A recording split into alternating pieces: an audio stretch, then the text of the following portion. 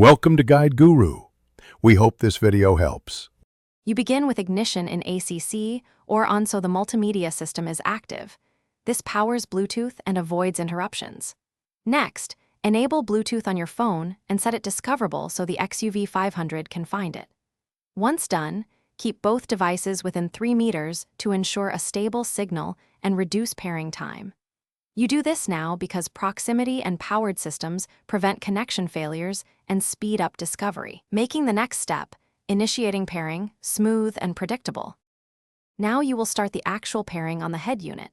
Use the head unit menu, phone then Bluetooth then pair new device and press search. The unit broadcasts its name so your phone can see it. On your phone, tap the Xuv500 entry. Make sure the PIN shown on both screens matches to prevent accidental connections. After you accept the PIN on each device, the multimedia unit will store the handset profile. Do this to enable contacts and media access without repeating the process. Finish by enabling phonebook and media permissions on the head unit so calls and music route correctly. This grants the HU access to contacts and playback.